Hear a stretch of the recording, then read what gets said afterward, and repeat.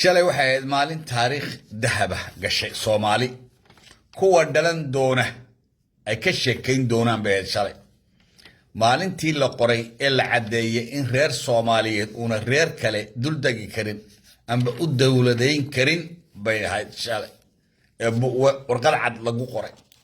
dagaalkii Soomaaliya ka dhacay ee la isbaabiyay ee wax walba la isku riday reer halkiisii laga raray ma jiro reer qabsadena ma jiro kuwii isku dayayna gooja cadda wixii ka dhacay wadarkiisii kibirka iyo isla weynida iyo isqaadqaadka iyo naftaadood been u sheegto waxay ku dambaynaysaa wixii gooja cadde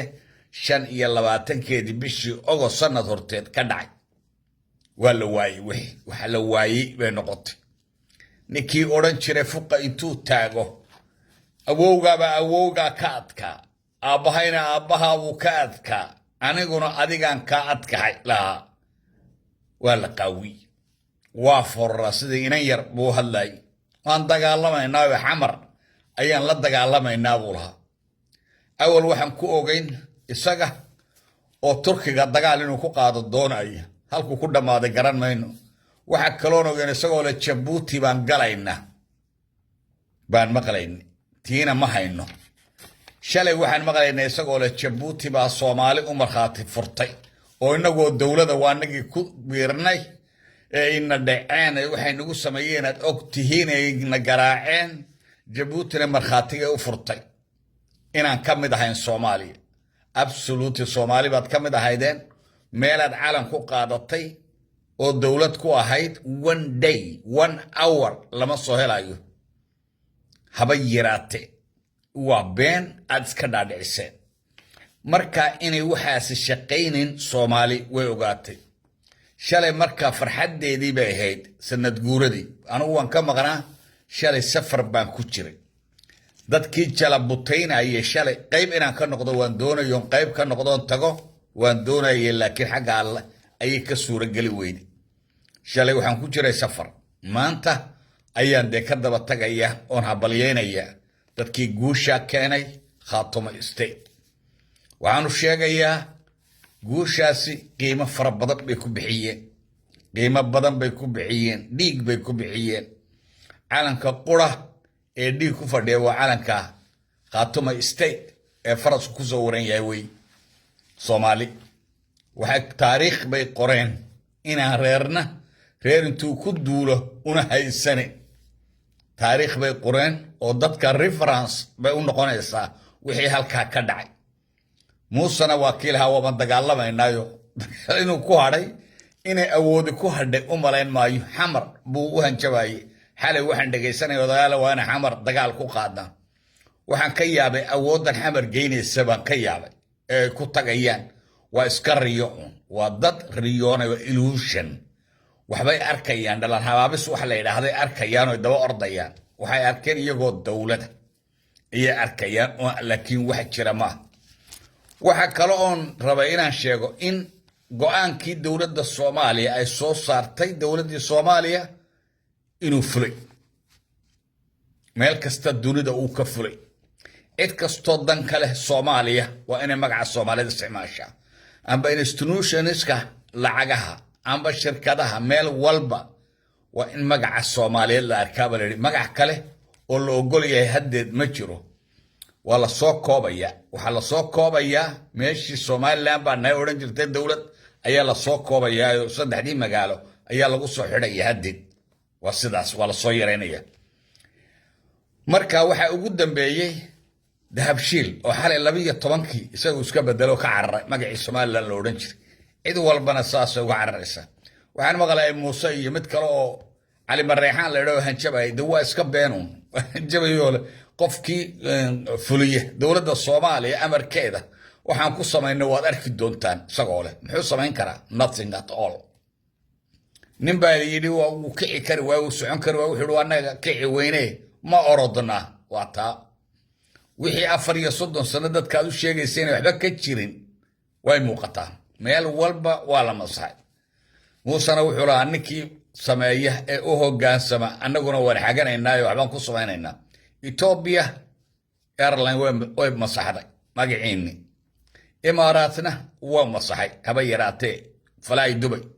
jabuutina sidoo kale way masaxday haba yaraatee dowladda waxaa kale oon arkayaa in backgroundka air jabuuti weli ay ku qoran tahay somaliland ina cali bordeelow haddaad ka masixi weydo lafta nagaa adiga ayaa gabile ku noqonaya gabiley baad ku noqon adigu waxay galaafanaysaa in adigu meesha sii joogto dowladda amarkeeda waa inaad qaadataa amar waa qaadasho waxaani wax laga hortagi kara maaha dowladda soomaaliya ayaa amarkaa bixisay inaan la aqbali doonin waxa la yidhaha somaliland meel lagu aqbali doonin waxaa kale oo dhacaysa iyaduna mar dhow in diyaaradda hargeysa tagaysa ay muqdisho timaado diyaarad kasto international waxay imanaysaa muqdisho kadib baad imanaysaan hargeysa sidaas ku bishaaraysta waa second step weeyaan waa taa ku bishaaraysta waxaa kale oon sheegayaa in baabuurta jabuuti tagta ee hargeysa somaliland ay ku qoran tahay inaana dib dambe u imanayn jabuuti ilaa magacaad ka badashaan oo hargeysa soomaaliya unbaad ku soo gali kartaan jabuuti waqti baa laydin siinaya boodhashiinna ka masaxa somaliland waxa la yidhaha ma dhici karayso inaad jabuuti ku timaadaan lama ogolo haba yaraatee taana ku bishaaraysta waxaa kale oon rabay inaan in yar u sheego ismaaciil cumar geelow wixii kalifay in boorka jabuuti hoos u dhaco baan ku hayaa waa dacaakana ila dhegayso in allaha u naxariistay nin sacad cumar geele la yidhahdo walaalahaydeen markii boorka uu joogayay bahalahani dhowr iyo 10 ee baabuurta soo jiida habeenkii uu soo mari jiray la yidhi markuu salaada cishaa ka soo bixi soo mari jiray uu soo kontrooli jiray inay dabka ku jiraan iyo inay wada shaqeeyaan maalintuu dhintay ayaa iyagana habeen madoobay u galay ninuu adeer u yahay isagu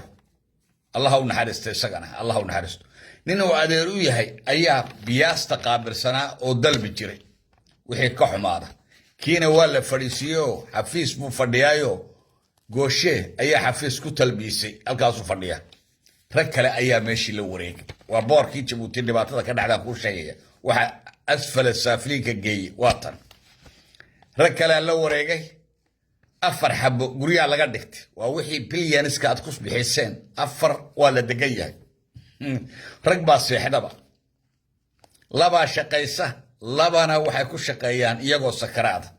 biyaasta iyaga la iskaga kala bedelaa shidaalkana waa loo kala shubaa oo tuubooyin iyo waxa saaran jirikaano waxaasi kornaba inuuna boor noqonayn waad garanaysaa halkaasoo marayaan halkaasoo maranaya guushi boorki halkaasoo la maraya meeshii way qarribantay 8 xabo meel bay yaalaan oo waa la degan yahay jaadka lagu dul cunaa 4 baa shaqaynaysa 2 sakaraad tahay khamiis dhaweed markaad timiday hortaa mid baa dhar iyo biyaha laga shubayay la yidhaa 50 oo biyo ugu galeen oo ku qayilaan bay biyaha ka shubayeen madaxweyne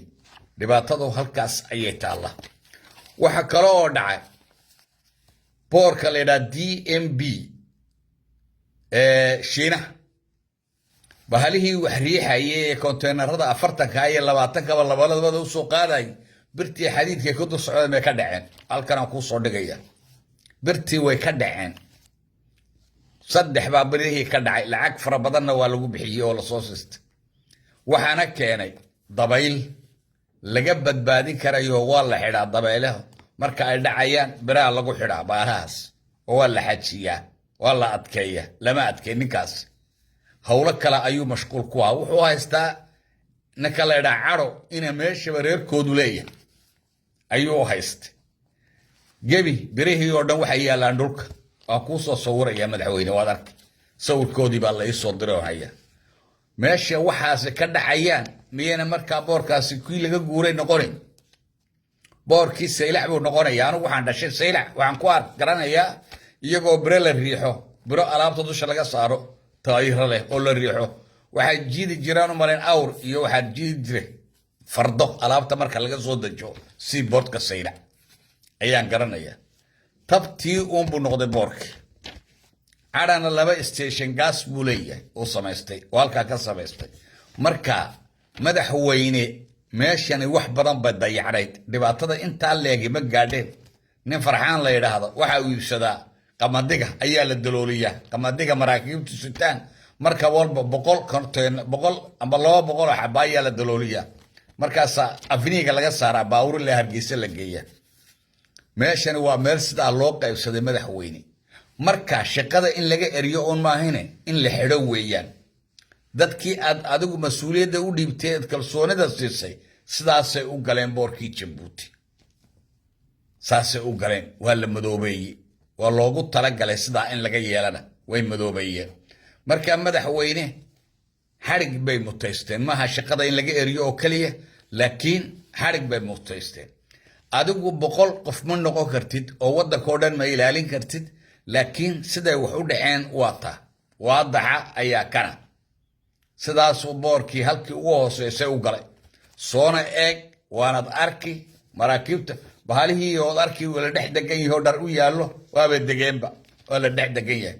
waxaad arki birihii wiishkii wax qaadayay oo ka baxay wadooyinkii oo meel cidlaa yaallo oo daxaleystay baad arki madaxweyne marka boorkan wuxuu baahan yahay baylah waqti dheer jirtay weeyaan inaad tagto cidba ha aaminin inaad adigu tagto soo aragto ayaan kaa codsanaynaa oo lagaga baahan yahay oo dalkan adigu gurwanta madaxweyne aad baa ku idin salaamaya Soomaali meel kastood joogtaan iyo madaxweyne Ismaaciil Margalaadna oo ku soo salaamaya aad iyo aad baa ku soo salaamaya